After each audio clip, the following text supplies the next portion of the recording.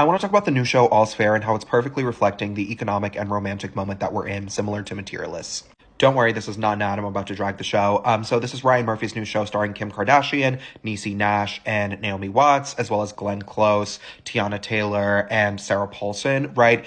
It is about a group of women who start a divorce firm, and I thought it was going to be sort of like Nip Tuck, where every episode centers on one woman's story, and they like take the case from beginning to end, but it is not giving that. Spoilers for Materialists, but it did come out on Valentine's Day, so we are in a moment right now of hetero-pessimism. We are in a moment where a lot of people are pulling back from romantic dating and like romantic aspirations, right? The Atlantic had an article about people who have completely dropped out of dating. We get articles like this, The Trouble with Wanting Men. Social media is awash with hetero-pessimism. The viral Vogue article is having a boyfriend embarrassing now. A couple of months ago, I wrote this piece, The Sociology of Begging Someone to Marry You, where in All's Fair, similar to in All's Fair, right, the act of marrying someone is sort of reduced down to the like nuts and bolts and like brass tacks of it, right? In Materialists, a lot of people felt that the movie was a little bit cold because instead of focusing on like the loving partnership aspect of it, it was like, what are you getting out of this and what am I getting out of this, right? In Materialists, the characters are reducing other people down to literally what they represent. This person is a billionaire. This person is 6'6". They are only seen as like products versus humans. And obviously I took a little bit of a historical lens before looking at the modern lens where I was like, yeah, for women, like marriage is a prospect of life and death. In the 1860s, think about Jane Austen, think about Little Women, right?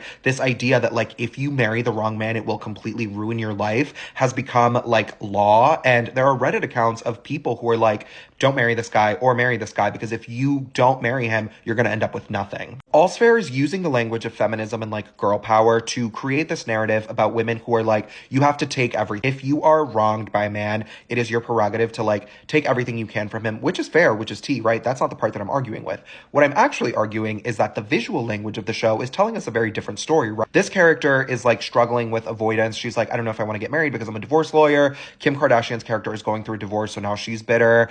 A lot of these characters are sort of struggling between the push-pull of like love and finance. But one thing about the show is that these characters are wearing like $70,000 to $100,000 worth of outfits every single episode. Everyone is like dripped out. Niecy Nash is in the craziest hats you've ever seen. So the visual language of the show is telling us that money is more important than anything else, right? Even though the characters, two of the characters are like, you should marry for love. You should marry for love. The entire ethos of the first 3 episodes so far, this is about money, right? This is a financial transaction. This is brass tacks. This is nuts and bolts. This is what love is, right? It's telling us that love is about resources, right? It is not about like love. It is about what you are getting. And again, I'm not talking about the divorces. I'm not talking about women who have been wronged and scorned and like are seeking revenge and like just desserts for everything that they've suffered. That is not what I'm saying at all. But what I'm saying is that if we live in an era of I'm looking for a man in finance, having a boyfriend is embarrassing, what am I getting out of this relationship, right? Incel culture, incel logic, you can only date people who are tall, you can only date people who make a lot of money, you can only date people who are skinny.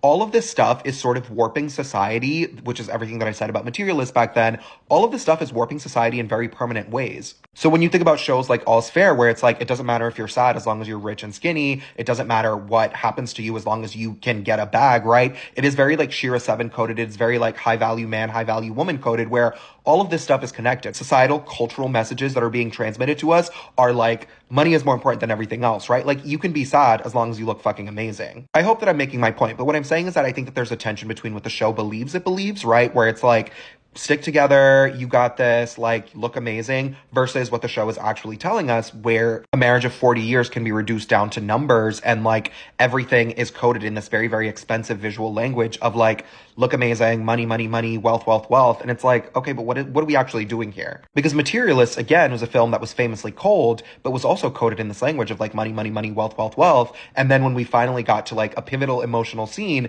the visual language of the movie completely changed, where it was, like, draped in light and very soft and very warm. And for the rest of the movie, when she makes her final choice, you see that language shift and the way that she presents herself shifts. And the movie is doing a very specific thing in the way that she like clothes herself and talks and like behaves. So if you give us a show about very beautiful, very powerful women that are dressed in this like armor, right? All of these characters are dressed in a very specific way. And again, all of these offices, all of these purses, all of these cars, all of this stuff on the screen is telling us a very different story than what the show thinks it's telling us. Because even if you believe that it doesn't matter if you suffer as long as you get a bag, that is messaging, right? That is coded messaging. That is telling us a lot more than you think it is.